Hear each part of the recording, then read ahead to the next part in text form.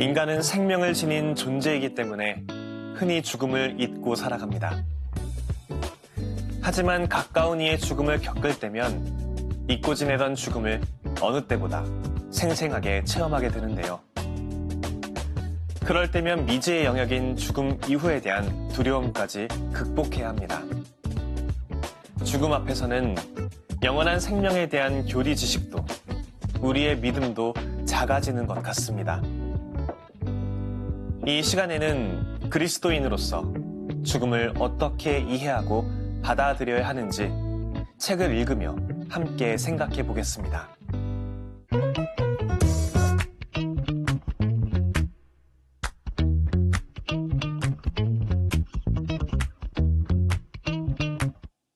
이 시간에 함께 읽을 책은 발타사르, 죽음의 신비를 묵상하다입니다. 예수 그리스도의 순환과 죽음, 부활은 유한한 존재이면서 영원을 갈망하는 인간에게 죽음을 새롭게 바라볼 수 있도록 합니다. 독자들은 이 책을 통해 죽음의 신비를 이해하며 예수님이 보여주신 희망의 빛을 발견할 수 있을 것입니다. 이 책을 쓴 한스 우르스 본 발타사르는 스위스에서 태어나 예수회에 입회한 사제입니다. 아드리엔 폰 슈파이어와 영적으로 교류하며 제속 수도회를 설립하였고 제2차 바티칸 공의회에 많은 영향을 미쳤습니다. 또한 그가 남긴 110여 권의 책은 오늘날에도 전 세계 독자들에게 사랑받고 있습니다.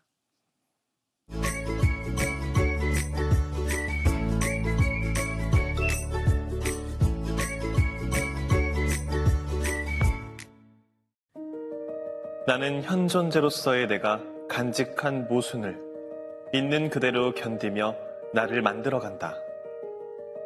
최종적인 나의 모습을 만드는 재료가 내게 저항하지 않는다는 점을 알고 있기 때문이다. 그것은 내가 나의 형성자로서 작업하는 데 필요한 핵심 재료. 지금도 흘러가고 있으며 인생의 마지막 순간에는 완전히 내게서 사라져버릴 시간이란 재료를 말한다.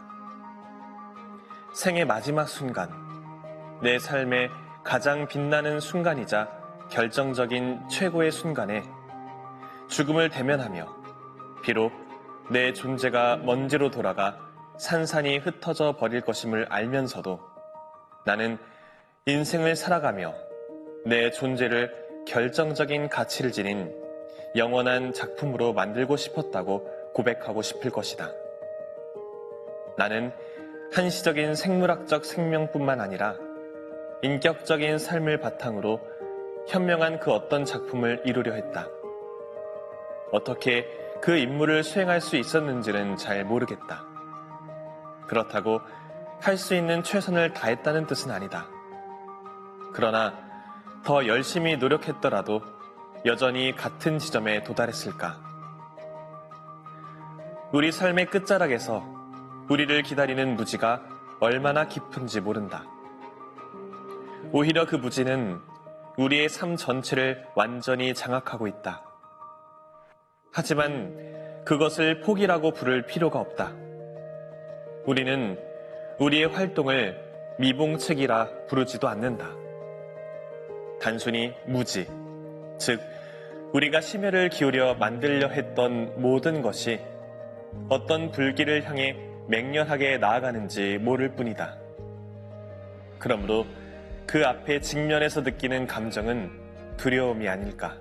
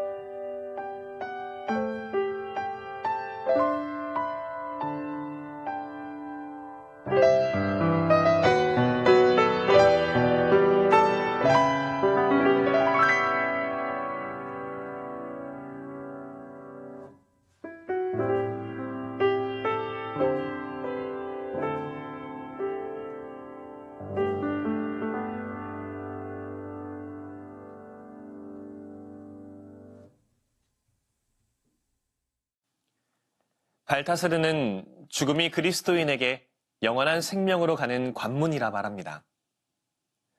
책에 묘사된 예수님의 죽음과 부활에 대해 읽으며 죽음이 신비가 될 수 있었던 이유를 알아보겠습니다. 그분의 사명은 죽음의 철학과는 반대 방향으로 향한다. 그것은 일시적인 실제들에서 벗어나 실제적이거나 혹은 영원하다고 가정되는 것으로 희신하는 것이 아니다. 세상의 밭에 영원의 씨앗을 뿌리고 거기서 하느님의 왕국이 자라나게 하는 것이다. 밭은 인간과 마찬가지로 환상이 아니다. 그것은 하느님 아버지의 참되고 실제적인 피조물이며 결국 자신의 열매를 맺어야 한다. 이처럼 모든 것이 갑자기 분명해진다. 하느님의 아드님께서는 절대적인 임무와 함께 이 제한된 세상에 오셨다. 그리고 성부께서는 이 임무가 무조건 완수되기를 고대하셨다. 그래서 예수님께서는 덧없이 지나가는 이 현세 실제에서 어떤 결정적인 것을 완수해야 하는 모순적인 상황에 계시다. 어떻게 이런 일이 일어날 수 있을까? 그분께서는 생명에 관한 당신의 사명에, 당신의 죽음, 그것도 모든 죽음 가운데 가장 험한 죽음을 포함시키셨기 때문이다. 그래서 예수님의 모든 긍정적인 임무는 그분의 죽음이 지닌 수동성과 부정성 가운데 장엄하게 완수되었다. 예수님께서는 세속적으로 완수되기 불가능한 모든 것을 영원으로부터 이 시간까지 짊어지는 가운데 이루셨다. 이제 모든 것은 실제로 완성될 것이다.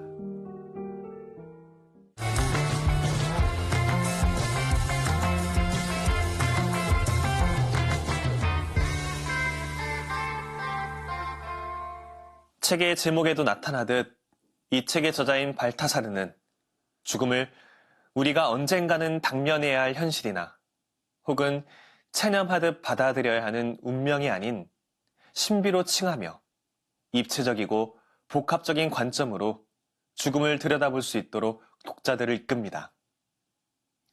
이러한 차원에서 저자는 우리 인간은 필멸의 존재이지만 동시에 불멸을 향한 갈망을 지니는 역설을 보이는데 이 같은 역설 속에 놓인 인간이 피하거나 답할 수 없는 궁극적인 질문으로서 죽음에 담긴 신비를 바라봅니다. 책 속에서 저는 특별히 죽음이 품은 유일무이함에 관한 내용을 오래도록 곱씹어 보았습니다. 우리가 필연적으로 맞게 될 우리 존재의 생물학적인 죽음은 사실 언제 죽어도 이상하지 않을 만큼 우리 삶의 매 순간마다 내재되어 있다고 보아도 무방합니다.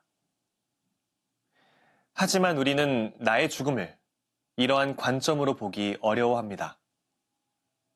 나의 죽음은 유일무이한 체험이며 나의 실존을 송두리째 뒤엎을 순간이지만 언제 맞이하게 될지를 가늠하면서 미리부터 준비해 놓는 것이 불가능에 가까우며 오히려 우리는 죽음을 두고 언제 맞게 될지를 굳이 예상해 보거나 이를 염두에 두는 삶의 태도를 갖추려 들지 않는 것이 일반적이기도 합니다.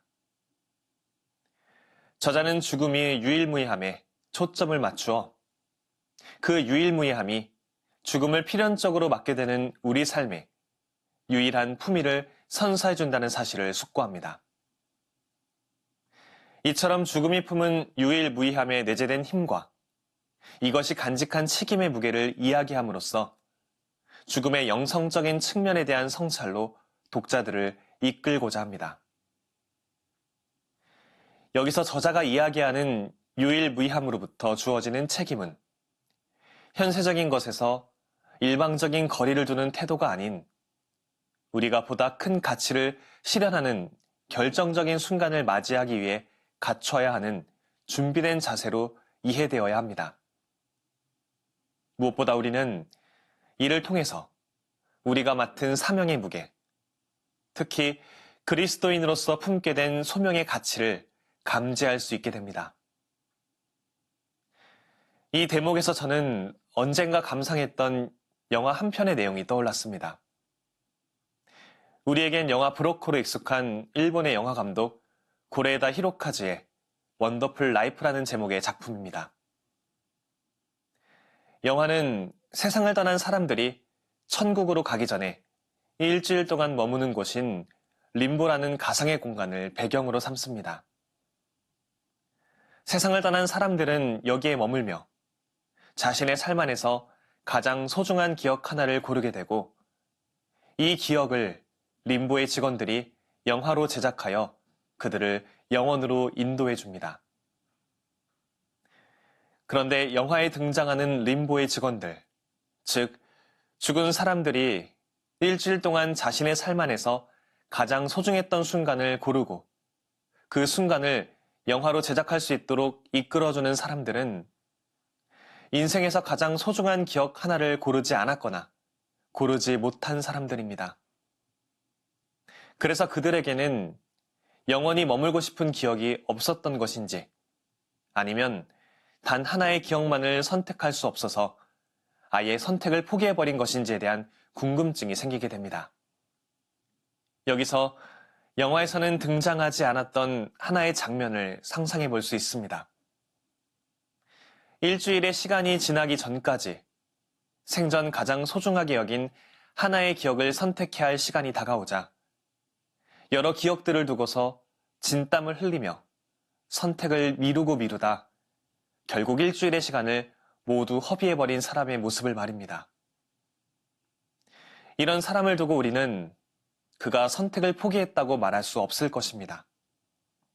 이들에게는 기억의 성질보다 기억을 대하는 자신의 태도가 더 중요해 보였기 때문입니다.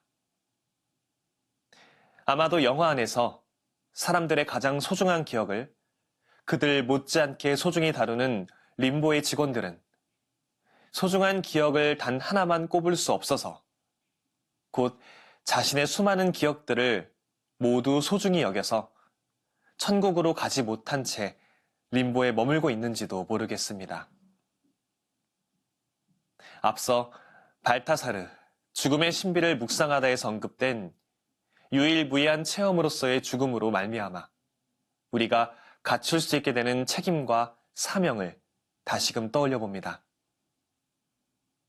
여전히 나의 죽음이 낯설기만 하기에 그로 인한 책임과 사명 역시도 뚜렷하게 그려지지 않습니다. 그래서 저는 영화 원더풀 라이프에 등장하는 림보의 직원들의 모습으로 죽을 운명을 지닌 인간에게 요구되는 책임과 사명을 구체화하고 싶습니다. 내 삶의 모든 순간들을 소중히 여길 수 있는 마음. 그러기에 모든 사람들과 자연 만물이 담긴 의미를 살피며 어느 하나 소홀히 여기지 않겠다고 다짐하는 마음. 그렇게 세상에 던져진 존재가 아닌 이 세상을 선물로 받은 존재로 스스로를 바라볼 줄 아는 마음을 나의 죽음의 순간을 떠올리며 갖추어 나갈 수 있다는 희망을 영화 속 림보의 직원들을 떠올리며 품게 됩니다. 언젠가 맞게 될 죽음을 하나의 신비로 여길 수 있는 마음. 나의 죽음에 담긴 생을 향한 책임과 사명을 깨닫기 위한 마음을 발타스르, 죽음의 신비를 묵상하다를 통해 쌓을 수 있으면 좋겠습니다. 죽음과 부활이라는 두 가지 실제는 현세적인 것을 금욕하고 그리스도의 사명을 실천하는 삶을 살아야 한다는 의무를 우리에게 부여한다. 성금요일은 예수님께서 돌아가신 성토일, 그리고 성부께 돌아가는 승천을 향해 이루어진 부활주일과 함께 신자 개개인의 삶과 교회의 삶에서 서로 깊이 얽혀 있다. 신자는 파스카에서 시작하여 성금요일로 보내진다. 그는 세례의 죽음에서 떠오르는 가운데 죽음으로부터 시작해서 성체적으로 살아가도록 파견된다. 그리고 다시금 죽음을 향해 살아가도록 파견된다. 그리스도인은 이것이 무엇인지 상상할 수 없으며 이것을 상상하려 들지도 않는다. 그에게는 충만한 신뢰 가운데 주님을 믿는 것, 그분께서 영원한 생명으로부터 현세적인 죽음을 선택하셨으며 이 죽음을 끝까지 사셨음을 믿는 것으로 충분하다. 그럼으로써 그리스도인은 더욱 심오한 삶 가운데 모든 단명하는 죽음을 재평가하게 해주는 새로운 의미를 바로 그 모든 죽음에 부여할 수 있게 되었다.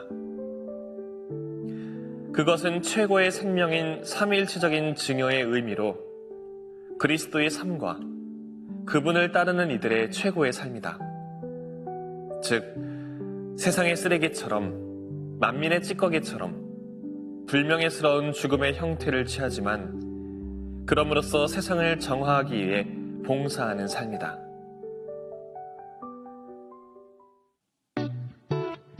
죽음이 신비일 수 있는 이유는 우리에게 예수님이 있기 때문입니다. 만약 그분이 우리를 현세의 고통에서만 구원하셨다면 죽음은 여전히 우리에게 비극적이고 슬프게만 남아있을 것입니다. 하지만 죽음을 이기시고 영원한 생명을 주신 예수님이 계시기에 우리는 죽음 앞에서도 용기를 잃지 않을 수 있습니다. 또한 세상을 먼저 떠난 이들을 기억하는 이 시기를 기도하는 마음으로 의미 있게 보내면 좋겠습니다. 저는 다음 시간에 새로운 책으로 돌아오겠습니다. 평범한 일상 속에서 지혜를 발견하는 시간, 책. 지금까지 함께 해주신 여러분, 감사합니다.